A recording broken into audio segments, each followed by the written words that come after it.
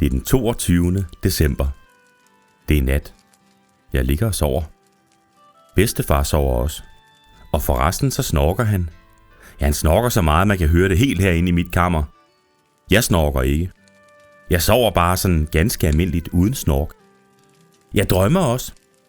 Jeg drømmer om dengang, da bedstefar var sømand, og stormen rev kaptajnens skæg af. Og pludselig drømmer jeg slet ikke mere. Nej, pludselig er jeg vågen og ligger og lytter. Der er nogen, der snakker og ler og synger. Tænk en gang midt om natten. Det kan ikke være bedstefar, for han snorker stadig, så det kan høres i hele huset. Jeg ligger ganske stille og lytter. Måske er det en kat, der hyler et eller andet sted. Men så kan jeg høre nogle ord, der bliver sunget med en meget fin og meget lille stemme. Og 7 flasker rom. Ha! Nu ved jeg, hvem det er, der synger. Nu ved jeg det. Det er Nisse Pok, den gamle skurk. Han tror, vi alle sammen sover. Han tror, han kan lave en masse skæg, uden at vi hører det. Bare fordi bedstefar snorker så højt. Men nu ved jeg, hvad jeg vil gøre. Jeg vil liste ind i stuen og høre, hvad han laver. Og måske får jeg ham ovenikøbet rigtigt at se. Jeg skal nemlig fortælle dig noget. Mit højeste ønske er at få Nisse Pok at se, og måske røre ved ham. For nogle dage siden prøvede jeg at fange ham i en fælde, men det gik nu ikke så godt. Jeg løfter stille dynen af og lister over gulvet. Gulvet er af træ, og det er dejligt at gå på med de bare fødder.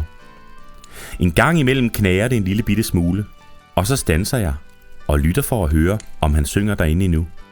Og det gør han. Nisse Pok hører slet ikke, at jeg lister ind i stuen.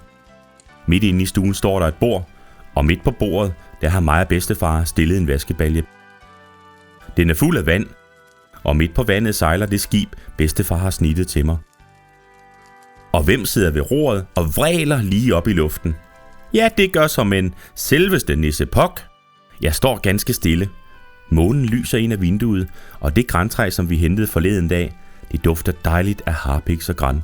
Ja, eller hvordan man nu skal sige det. Der er varmt i stuen endnu, for kakkelovnen er ikke gået ud. Og så er der selveste Nisse Pok i min båd, midt i vaskebaljen, lige midt på bordet. Jeg kan ikke se hans ansigt, men jeg kan se hans hue, og jeg kan også se, hvordan han bevæger sig, når han drejer roret. Gibbo høj! Råber Nisse Pok, og så synger han. Her sejler på havet en nisse ved navn Nisse Pok. Han haver 10 sørøverskibe og hul på sin højre sok. Og lidt efter, der råber han. Nu skyer jeg med kanonerne i dorske kale. I det samme kommer jeg til at skubbe til en vase fuld af tørrede blomster. Og vasen falder på gulvet med et ordentligt brag. Puff, siger det. Nisse Pok bliver helt forstyrret. Hvad er det for noget? brummer han. Der lød et ordentligt brag, da jeg skød kanonen af. Men ja, det kan jo ikke passe, for jeg har slet ikke nogen kanon. Og lige i det øjeblik får han øje på mig. Og pist væk er han. Det eneste, der bliver tilbage, det er skibet, der hopper op og ned på vandet. Men Nisse Pok er borte, helt væk.